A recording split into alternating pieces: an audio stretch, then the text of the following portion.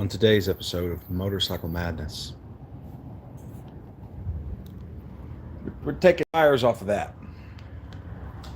So, clean my lens. Remember, folks, a dirty lens makes people think you're in heaven when you're really not. Okay. So,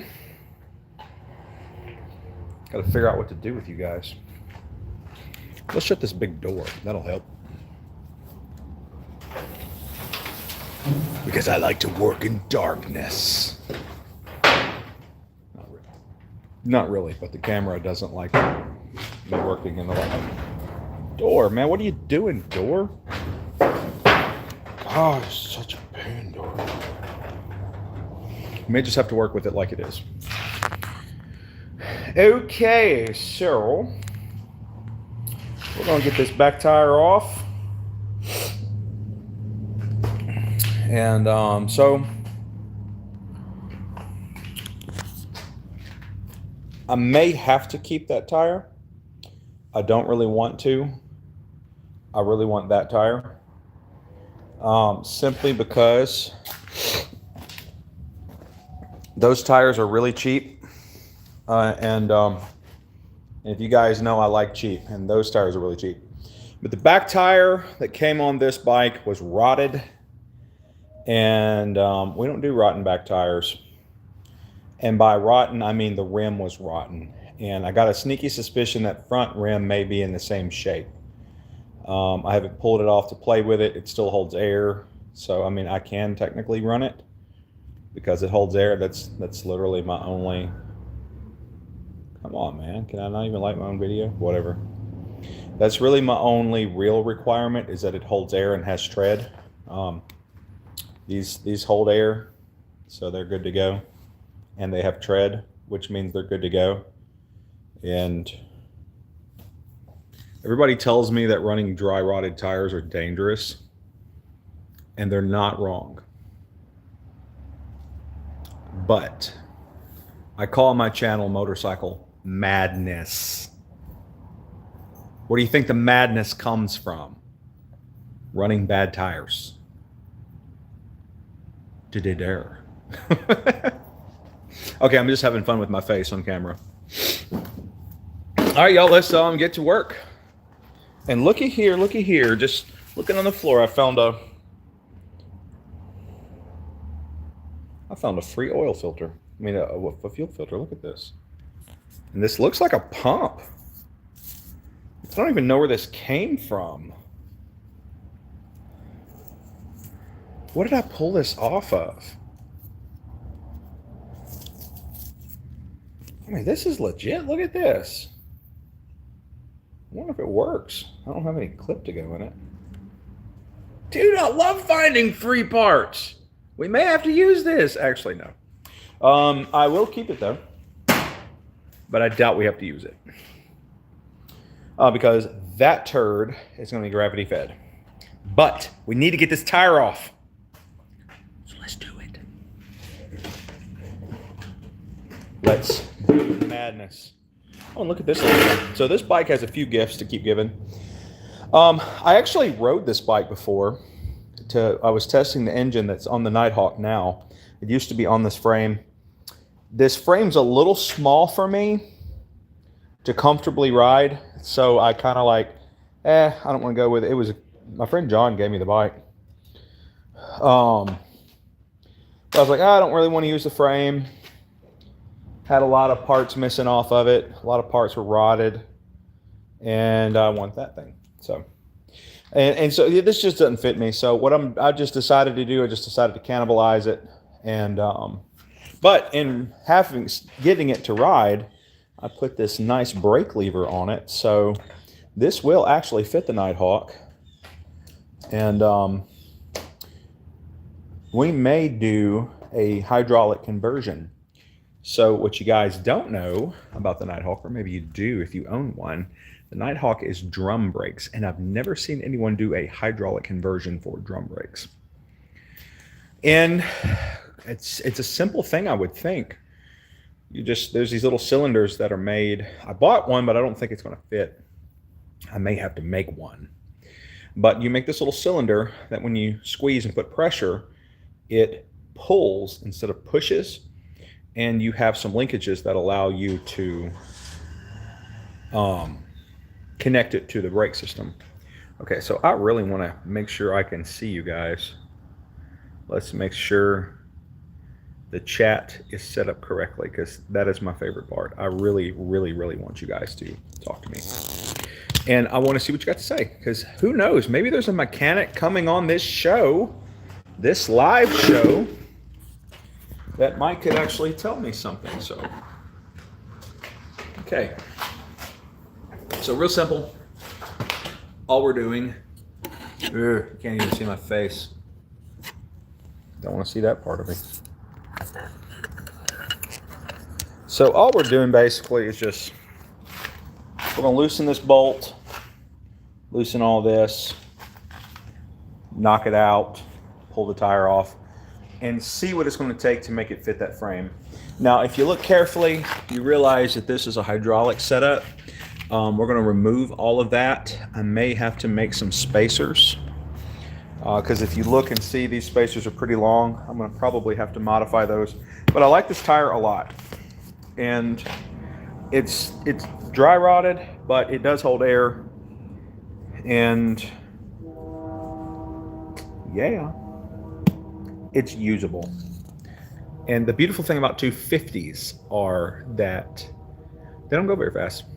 So you don't really have to worry about them just exploding off the rim like you would a performance motorcycle. And I don't know, I'm okay with it. And I'm the one driving it. All right, so let's quit yapping about this and get to work and get this done. Because that's what we're doing.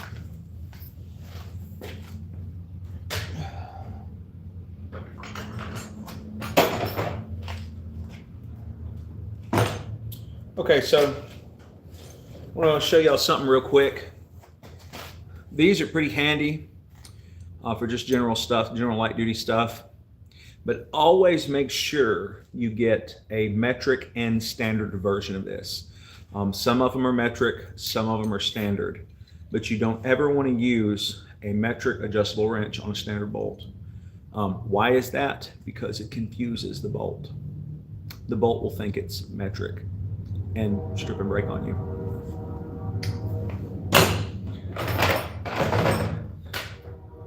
All right.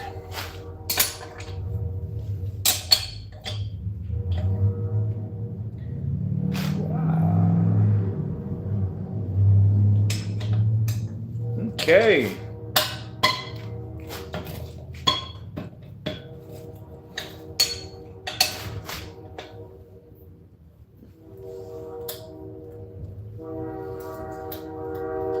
Now, this is impossible.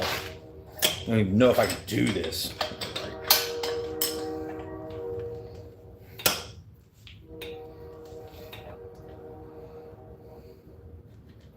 Okay. So,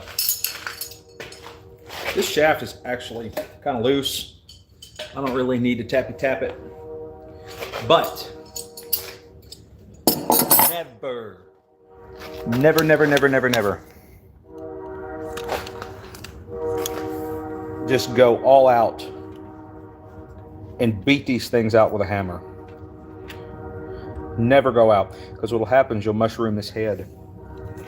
Now what you can do, if you do that by mistake, you can taper this. Like you can grind a taper on it until it grinds off the bad threads into the good ones. But what I like to do is I'll put this on backwards. Go in a couple threads and gently tap that, because you don't want to mess your nut up either. And that should do the trick. So I shouldn't have to tappy tap it. It's pretty loose. This bike actually didn't have that many miles on it.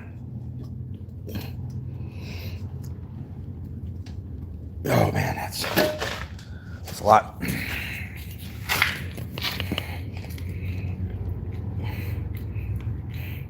Look at that, I cut myself. And I did it again.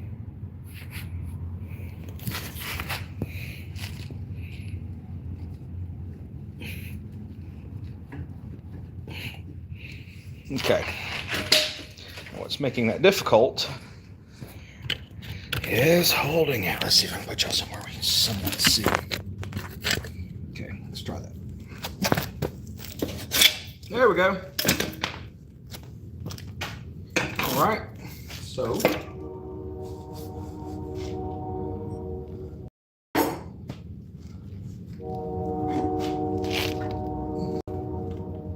that axle will actually work.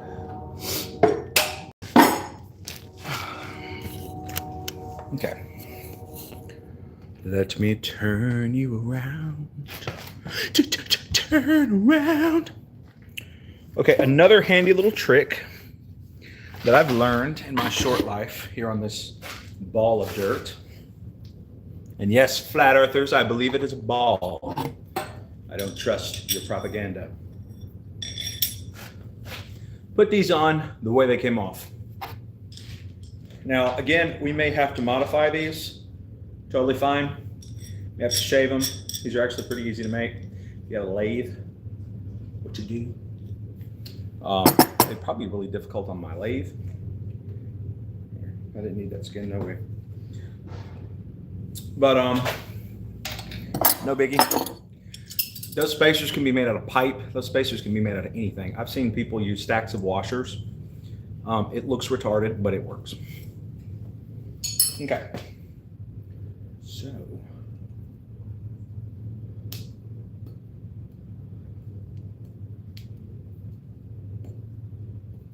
Let's see. Yeah.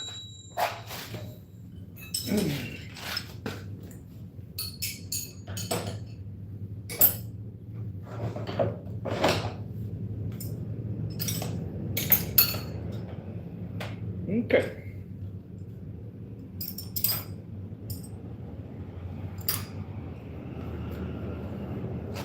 By the way, these kits are awesome. I love these things.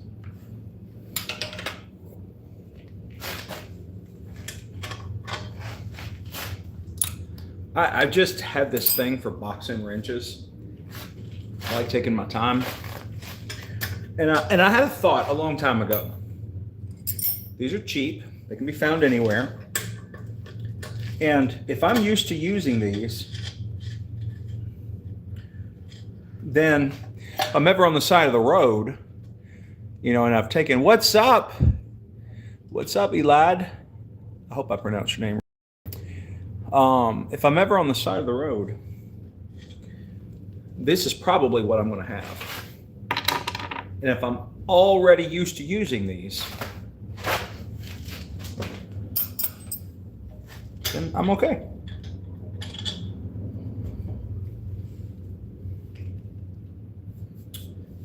I actually really like the way this back tire is set up. Normally,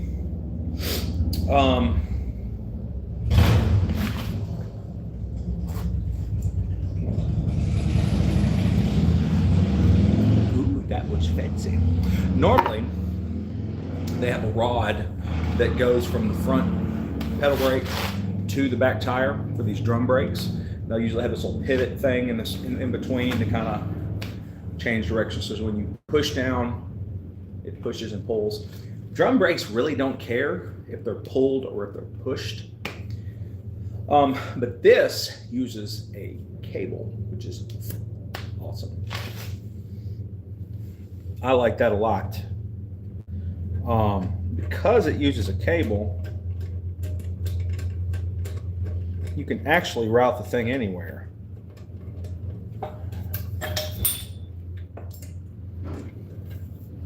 If I wanted to be a total dork, this is how this actual adjustment. I could actually make this thing work. Oh,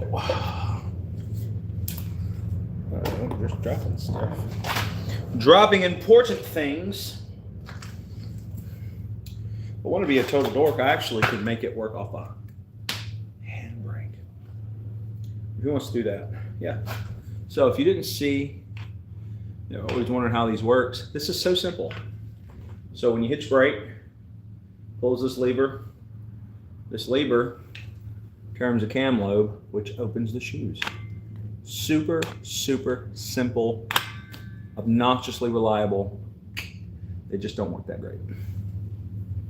And my Yamaha frame uses these, and my Nighthawk uses these for the front and the back.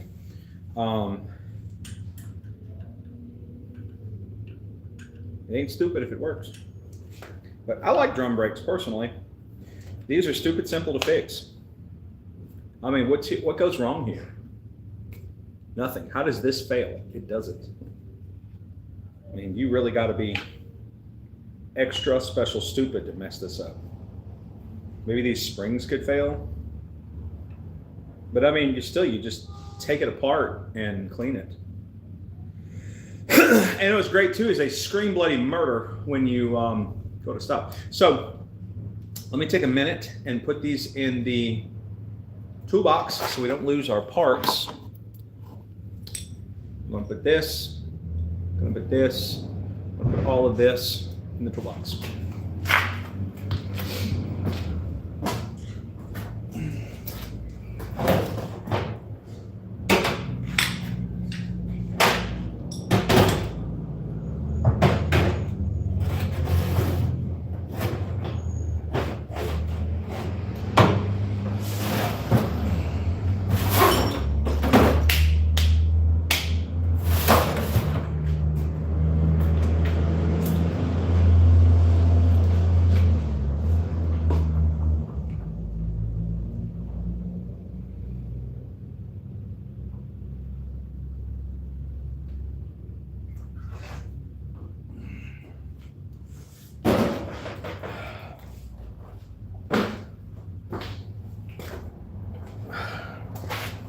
Okay, that was a lot of fun.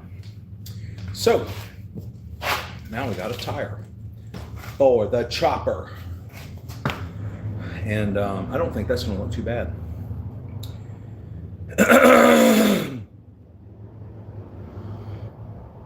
I might throw this in the back of the car. Oh, this is cool. Yeah. So these are pretty handy. I love these.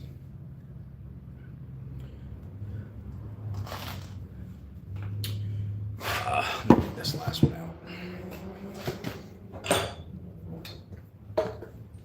Okay. Yeah, these are great. This one's a little torn, but it'll still work.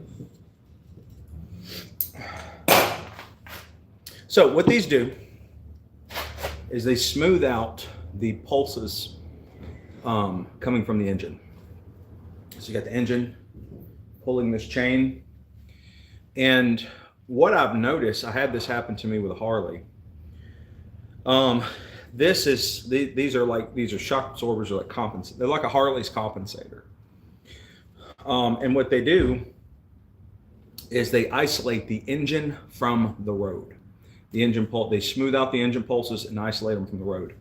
If you don't have these, what will happen is, especially with this single cylinder, the engine pulse travels down the chain and travels from the crankshaft into the transmission, from the transmission into the chain, through the chain, into the tire, onto the road. Well, engine pulse after engine pulse after engine pulse after engine pulse, you'll get what's called destructive interference, because not all of that energy is transferred into the tire. Some of it stays within the chain, and you can see this with a slinky. Pull a slinky, make a pulse, and release it, and you'll watch that pulse go back and forth. Well, the same thing happens in your chain, and if you don't have any sort of compensation, the thing that's in the middle between the crankshaft, which is basically generating the pulses, the back tire sending pulses back to the engine. What's in between is your transmission. And what'll end up happening is the transmission is what's going to take the damages. It's going to take damage. And for a 250, it's not really that big of a deal. You don't have that much horsepower, but somebody said something. I don't know what that means. Continental. Hey, whatever.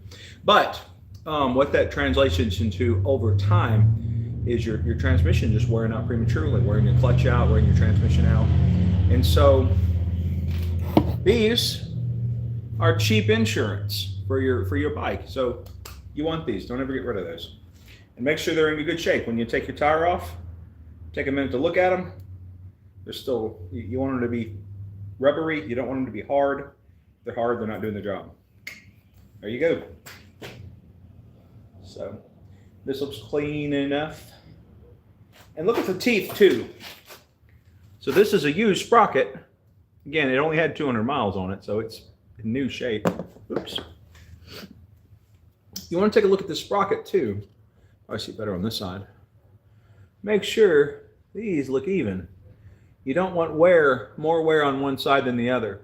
As your chain stretches, what'll happen is the little pieces between the links will grow and they won't quite ride in these grooves like they should, which is also important why you keep proper chain tension. You don't want it too tight, don't want it too loose. But it'll wear this out prematurely.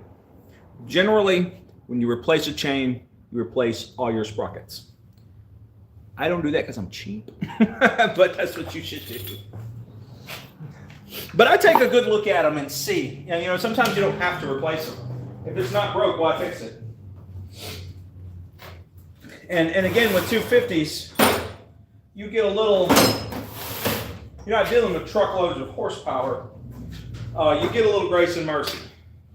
You know, when you don't have massive amounts of power constantly hitting that back tire, constantly hitting that sprocket, you can get away with little shortcuts here and there.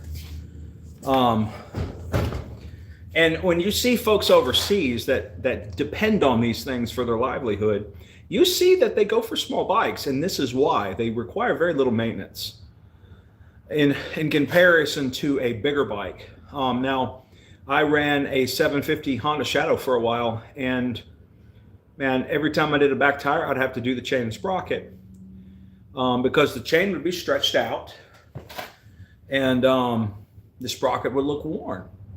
And I ride a lot. I ride in a lot of conditions.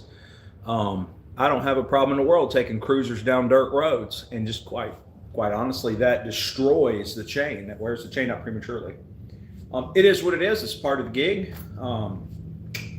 Proper maintenance. But with 250s, and again, this is why I like them so much, they don't require as much maintenance. Heat, horsepower generates heat. Heat generates wear and tear. So, Dirt Socks, what's up? Anna, what's up, yo? Good to see y'all. Glad y'all are popping in. I freaking love you two to pieces. So we got one tire off. Let's see if we can get the other one off. And this frame will be pretty much a skeleton. There's a few things on here I would like to take off to keep. Probably going to pull these shocks off. They look in good shape. Maybe. Yeah, who knows? But they're free, man. I love free. Free is what I love. And Motorcycle Madness, we do free. We definitely do free. So let's see about how we're going to get this front tire off. Because all of the weight is now on the front. And I kind of don't have a way to jack it up. All right, let me relocate you. I think I just had an idea.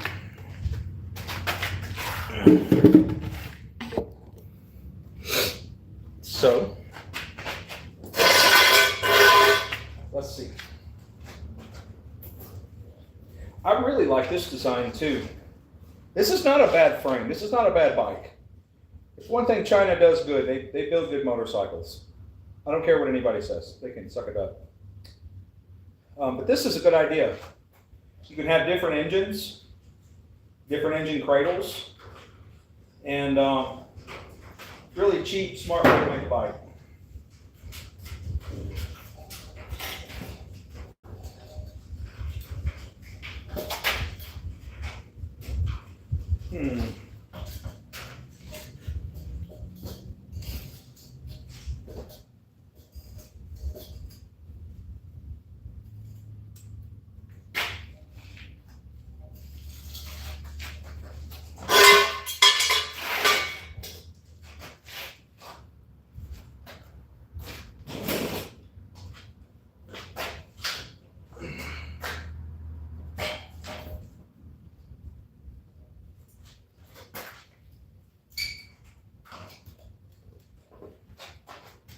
See if that'll work. Put a car battery on the.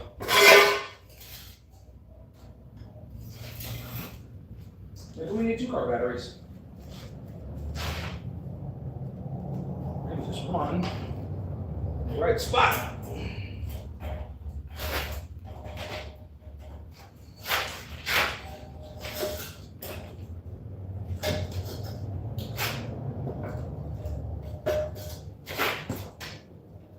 That almost holds it.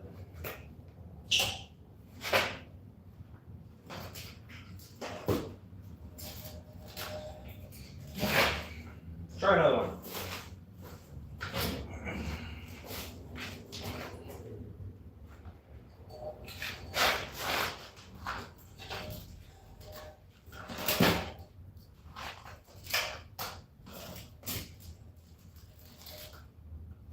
Oh, that is so close. That is so close to working.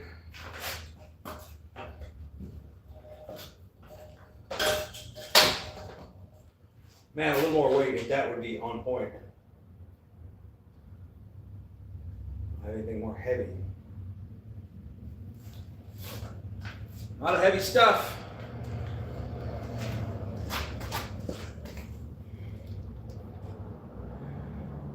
What's up, yo? Yeah, working on the 250. I'm pulling parts off of this frame to put on the chopper.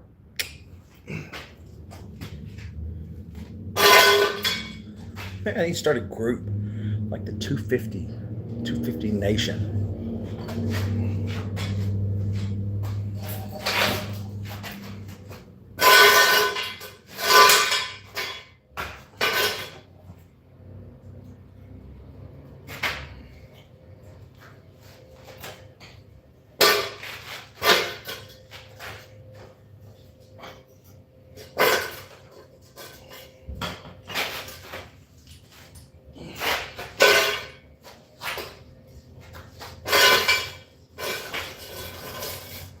Man, that is so close, man. This is so close to working. If I could just do that. Nothing else is heavy.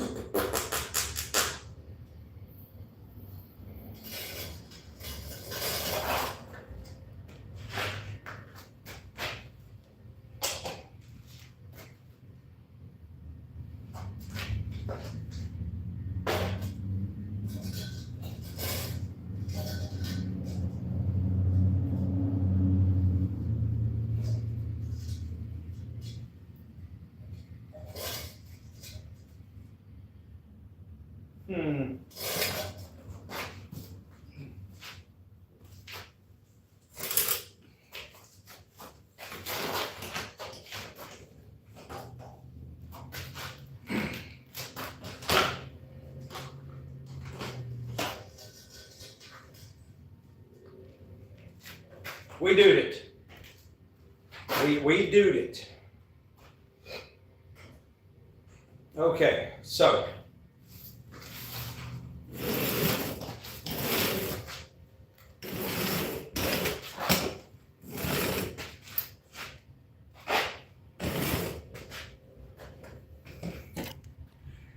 Let's see. Now I don't want to lay it on its side. I wanted to solve that problem, and I did.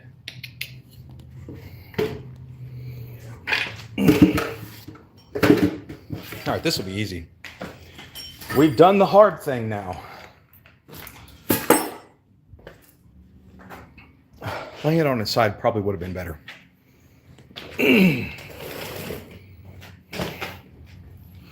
Okay. So, here we go. Let me turn you guys around. So we got here, same old, same old. Loosen that. Loosen that. Knock the shaft out. Keep the spacers. I don't think those spacers will work for us. I don't like that fender. Somebody modified it. The fender sucks. I hate fenders anyway. I only like fenders in the rain. But those forks will probably need to be rebuilt. They're not in good shape. But we can easily modify them. This has a wheel sensor, so I'm gonna have a spare one of these. Probably can just use a wheel sensor that's already there. And I'm pretty confident that this bike and this bike are the same brand. They come from the same factory. I can't pronounce the word because I'm not Chinese. I'm not going to insult Chinese people like that. Not that they would care, but I would. It hurt my feelings. Okay, so let me put you guys right here. Maybe some guy in China saying, golly, Steve-O can't pronounce Chinese words, but he works on Chinese bikes. And,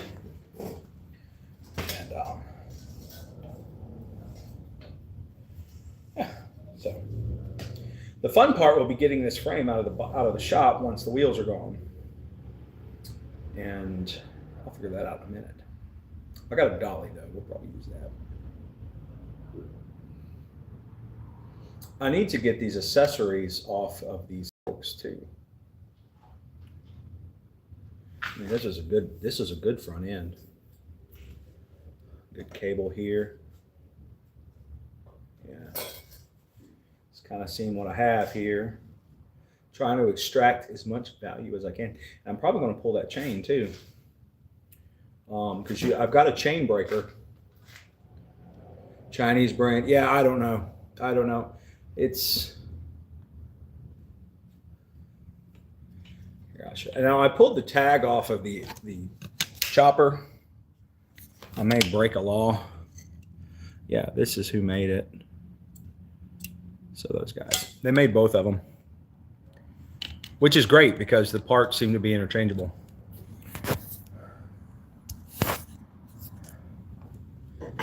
The only drawback.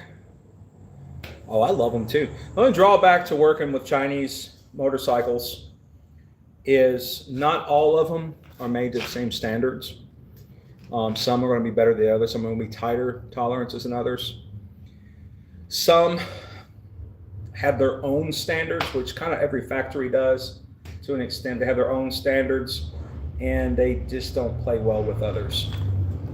But hey, whatever, man. I'll take what I can get. This bike was free. And I am not going to be the one that insults the hard men and women who made this thing. Which would be kind of cool if oh, we got a Chinese guy here. Man, if I would actually love to meet somebody who makes these things. Like somebody who actually put their hands on this bike. And put their hands on my bike, my other bike, my chopper. And, you know, be able to have that conversation, be like, man, this is cool, you know? Like, you made it, it got shipped all the way over here. Somebody bought it, had a little fun with it, rotted in a field. I found it in a field.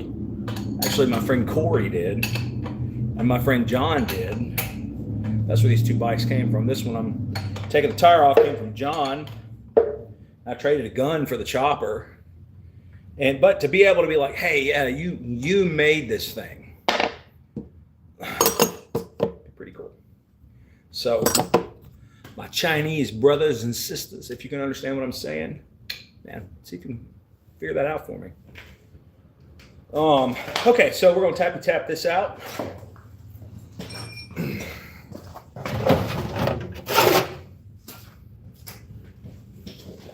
I stole that word from my wife. I love it when she makes up words. Okay, remember what I told you? Put the nut on backwards. Very gently. Hear those light tappy taps? That's all it takes. All it takes for you not to destroy your motorcycle.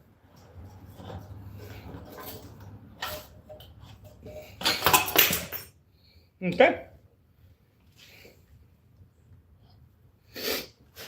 So this is the speedometer. The speedometer sensor. I'm going to call it a sensor. And I'm going to put that into my parts box along with this, like the spacer. In this situation, the sensor kind of works like the spacer. You know what? Let's keep them together. That's not a bad idea. So if any of you got, now what kind of bikes do y'all have? Do y'all have Chinese bikes, American bikes, British bikes? And what you got? What you got? What's your baby? What's your favorite flavor? You a Harley bro? I love Harley bros.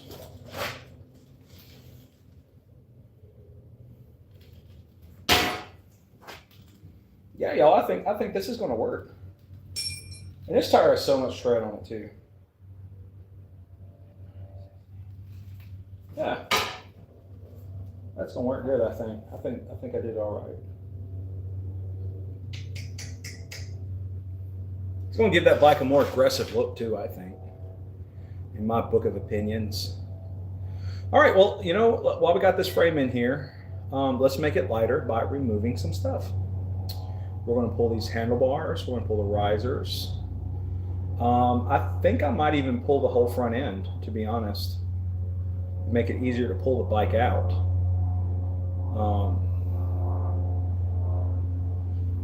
Need to get this brake cable off of it. Let's see what we can pull off. Okay. Move you guys over here.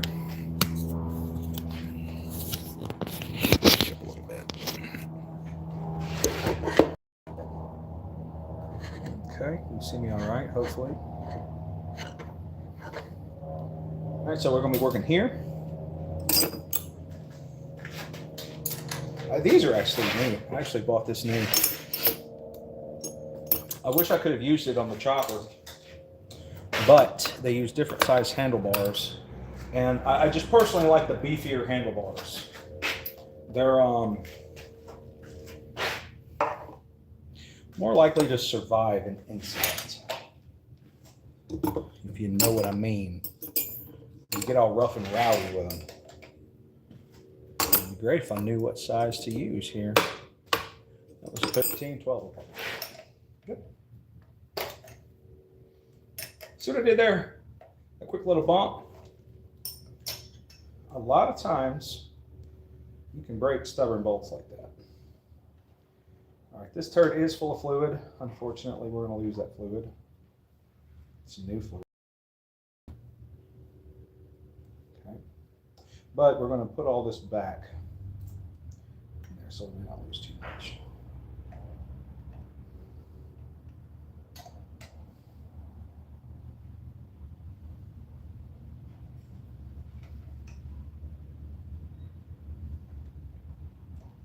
Really wasn't that much in there to begin with. All right. Loosen this. Some more. Wiggle it off. All right, this is good for another project. Got a right-hand reservoir.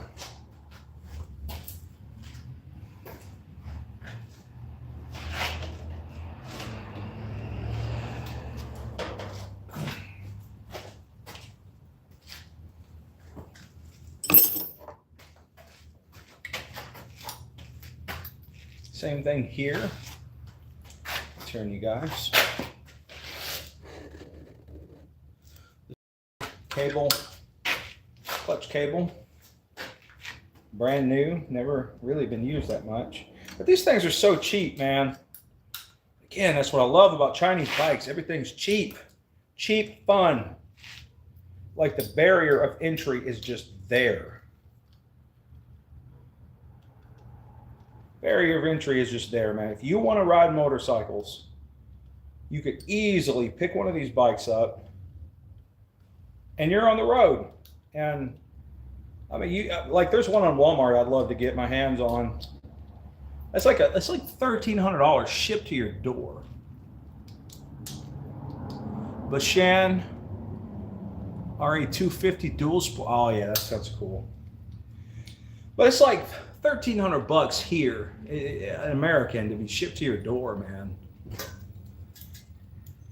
I agree fully. The mindset needs to change. Well, and I deal with that a lot, man. You know, people seem to have this opinion that what you own and how much it costs defines your worth.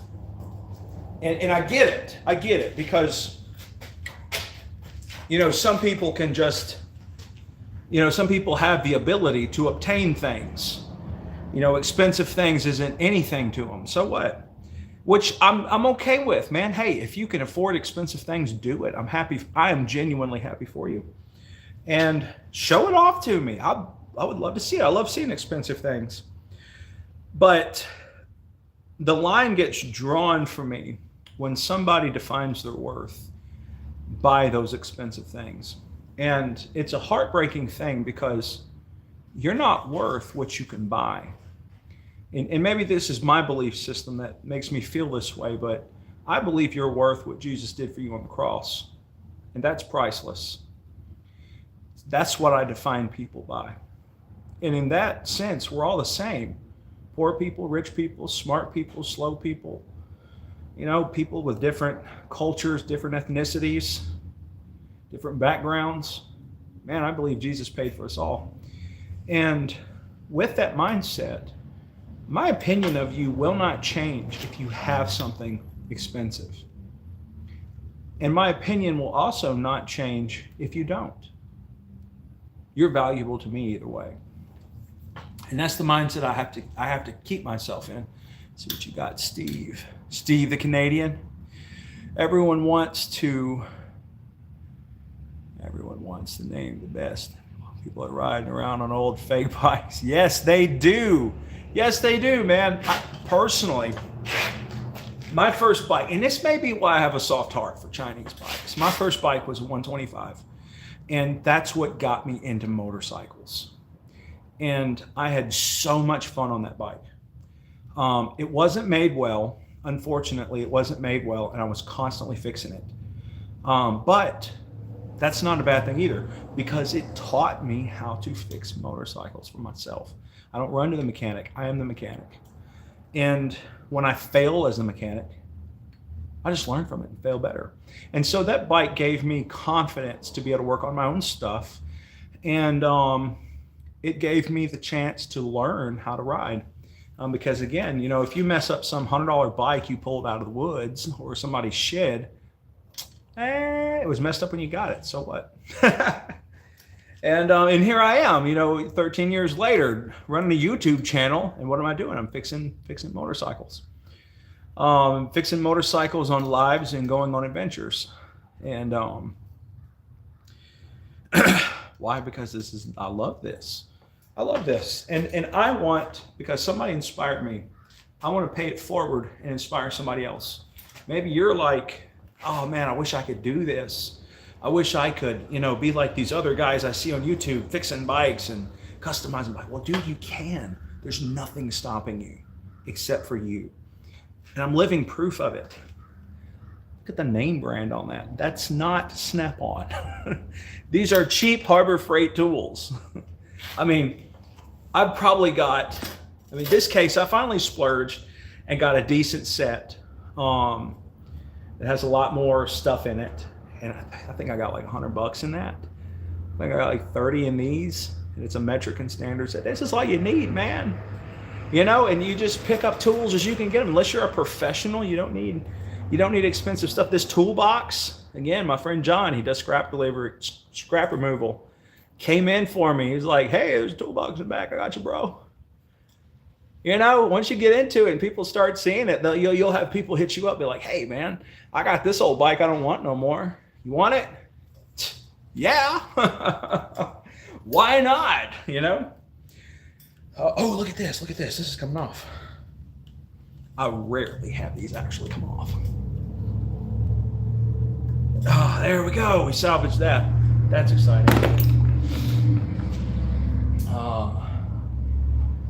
But I mean, you get into it, man. You don't have to be super rich to get into fixing motorcycles. And hey, man, if expensive Harleys are your thing, again, I'm not dogging you. That's just something I can't do. I tried it. I had an expensive Harley.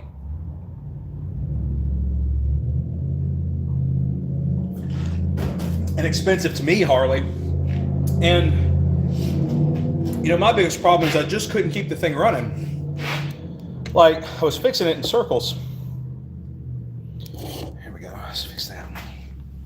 Oh, man, just chill out.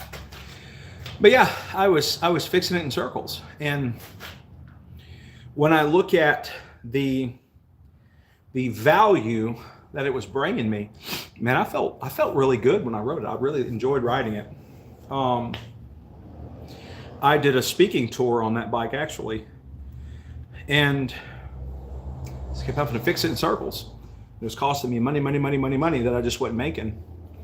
And so I had to bite the bullet, and I traded it off for something that I couldn't afford, and I traded that off. And then through all this nonsense, I even had the opportunity to bless a friend of mine.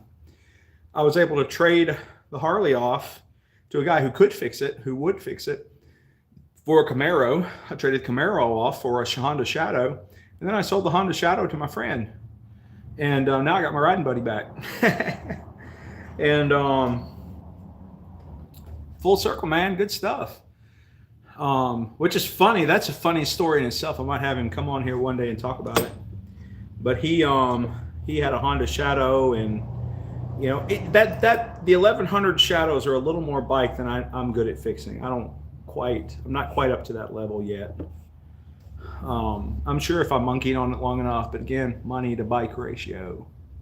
I kind of want to ride. I don't want to be fixing all the time.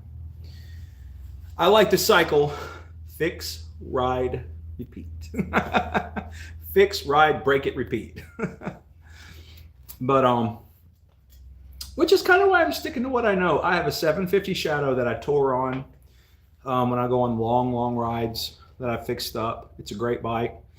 I don't drive fast. I don't need a big bike. Well, that's as big as I'll ever need, really. And all my bros are like, Steve, I don't see how you do that. It looks so painful. They'll sit on my bike and I'm like, what is wrong with you? And of course, they're comparing it to Gold Wings. They're comparing it to CVOs. Yeah, Honda Shadow can't touch that. But for me, I don't really want to sit on a couch, and ride for 40 hours. I want to feel that road. I want to feel that wind. That's why I don't do a windshield. I don't do windshields. You'll never see windshields on my bike, at least at this stage in my life. I might recant those words later. But I like to feel the road. That's my style of riding. That's why I like going down gravel roads. There's a little challenge to it. And but yeah, man, don't let your skill set deter your way. If this is something you want to do, something you want to love, just do it, man. The barrier of entry is definitely here. It's so easy. And these wonderful people in China work very hard to build quality bikes. They really do. Are they, Honda level? No, but they're also not Honda prices. Are they Harley level? Well, Harley's not even Harley level. Just look at how many recalls they end up having and how often the bikes stay in the shop. Am I dogging them? Nah, that's the part of the Harley experience. But, and again, it's always to each his own, to each his own. You find your favorite flavor of fun and just roll with it. And for me, my favorite flavor of fun is these dirt cheap 250s. I love them so much. As a matter of fact, I'm about to go play on my dirt cheap 250 as soon as I figure out how to get this bike out of the shop, because I'm kind of done working on it. I will harvest parts off of it later, because I got a lot of work to do to this now that I got these tires off, which we'll see next week. I'm shooting, just to give you guys an idea of what we're doing. I'm trying to become more consistent for this channel, so that way you can get on, you can join me, and you can follow the progress of these projects. And so I'm shooting to try to be on at 8 o'clock. I can't do it every night because my schedule is so all over the place. If I gotta work, I gotta work, man. If the work is popping, I'm gonna hit it. But you guys stay on board and just keep watching. If you can't catch the live, man, which lives are fun, they really are, especially when you start interacting. If you can't catch the live, man, you can always just look through my channel and you can see them. I need to start naming them with dates, maybe, so you can see, okay, well, this is like 4 years old. We don't want to watch that. maybe I might do that. Put the date on it and put the name of the project. And I need a name for my chopper. Like, I got Haley for the Nighthawk. I got Kayla for the Yamaha. I've got Vicky for my Shadow. I'm thinking Lily. I'm thinking Lily is going to be the chopper. But if you guys got a cool name, let's go with it. And maybe we might wait until the bike is finished before we give her a name. Like, we bring her back to life. We bring her to life. She's reborn. Then we give her a name. But anyway, I'm going to wrap it up. We've been doing this for an hour.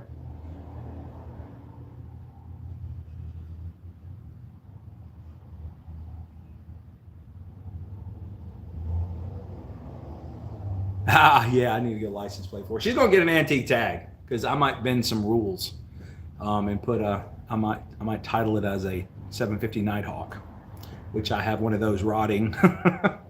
I've literally just got the bike though for the title, so I can do this. But who knows? That's a cool engine. We may do something with that later. But anyway, man, I love you guys. Y'all are the reason I do this, and man, I hope y'all have a blessed Saturday. And remember, in life, just because you make mistakes, those mistakes don't make you a mistake. And when you fail better. Learn from your mistake and fail better. And you know what you'll be doing if you do that? You'll be growing. So, man, definitely sub. I need all the subscriptions I can get, subscribers I can get. The more subscribers, the better. Yeah, Lilith. That's what I'm thinking about naming her too, like Lily or Lilith. Because Lilith is pretty hardcore. She's a demoness, and that's kind of what this thing's going to be. But man, the subscriptions really do help out a lot. And man, go through my channel and watch my favorite videos and comment. And the more engagement you guys get, the better. I've got some pretty weird stuff. Just here recently, within the last year or two, I've decided to focus solely on motorcycles and recovery, because that's where my heart is, for people recovering. And man, I love it, man. Some of the most beautiful people I've ever met have been through me personally going through the recovery process. You don't have to be on drugs to go through recovery. There's always something that we can learn from and we can get over. But anyway, that's a spill for another day. I am fixing to log off. I love y'all. Have a blessed day. Have an interesting Saturday, and go on an adventure.